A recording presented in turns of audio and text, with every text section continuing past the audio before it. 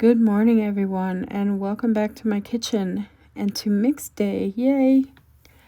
I'm going to jump right in. There's a couple things I want to discuss while we're mixing. First is the starter.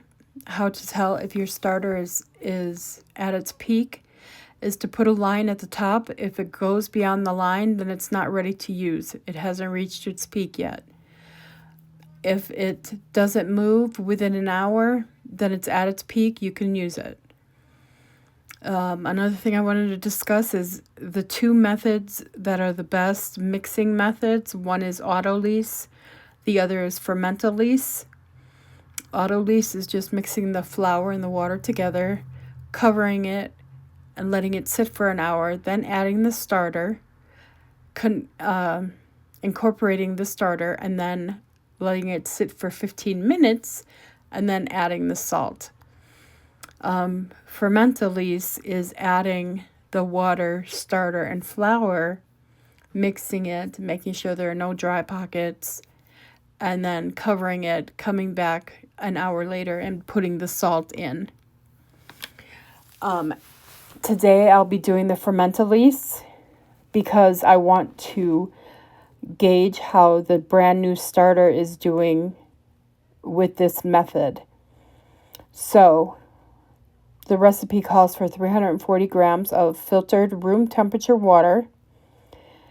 You want to keep it at room temperature between 70 and 80 degrees. You don't want it any warmer than that. Otherwise, it'll bulk ferment too fast and you won't get any rise out of your dough.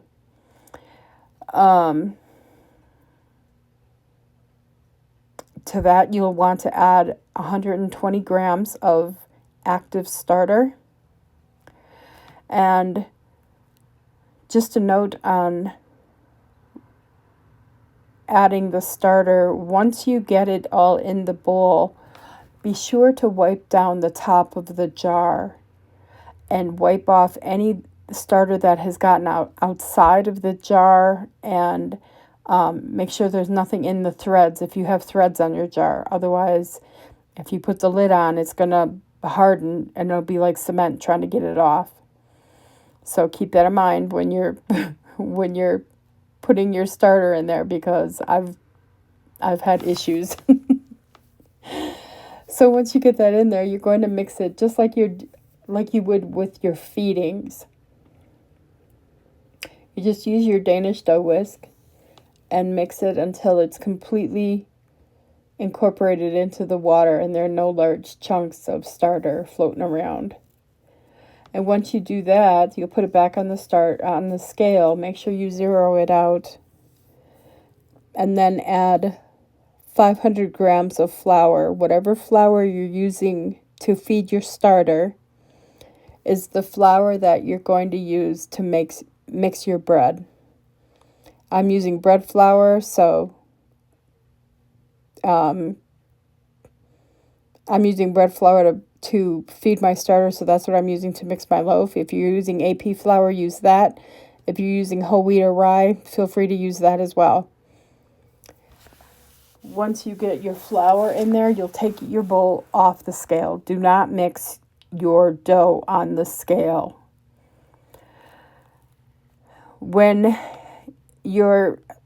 Before I forget, this is what's left inside your jar is called scrapings.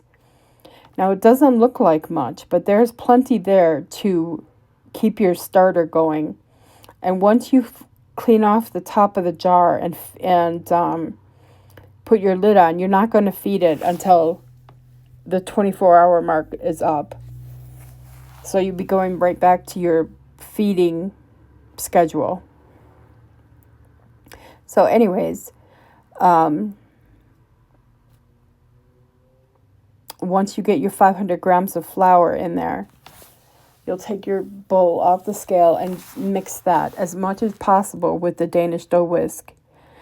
And once you can't whisk that anymore, then you'll wipe everything off with your bowl scraper and use that to incorporate the rest of the flour and to scrape down your bowl as well. You want to scrape down your bowl because you want every bit of flour incorporated into your bread.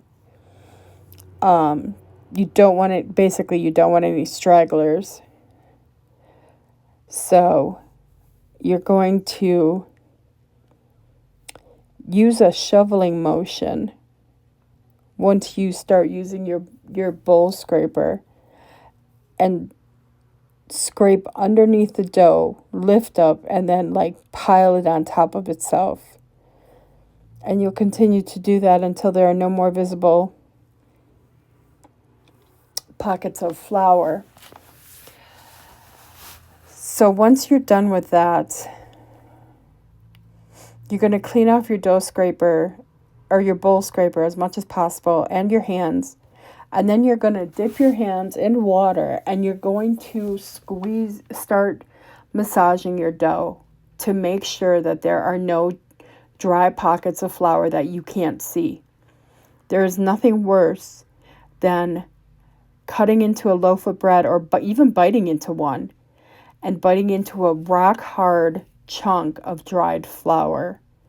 It is just not pleasant at all. But when you get your hands in there, you can tell where the big pockets of flour are, and you can break those up with your fingers. And using water will keep the dough from sticking to your hands. So keep that in mind as you're mixing. You want to scrape down the bowl as much as possible. You want to scrape down your utensils as much as possible. You want to wipe your utensils down before you put them in your sink full of soapy water. Once you're satisfied that there are no more dry pockets of flour, you're going to cover your bowl with either a disposable shower cap, some saran wrap, a damp towel. You'll set a timer for an hour and then come back and see me, and we will add salt to our dough. All right, and here you can see me using the bowl scraper to incorporate all the dry flour bits. And then I'm going to move to using my hands.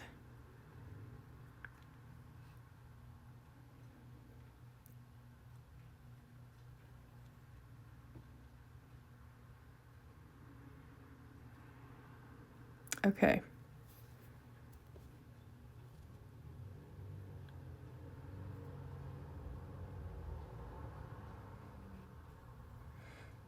You really want to get your hands in there and feel around.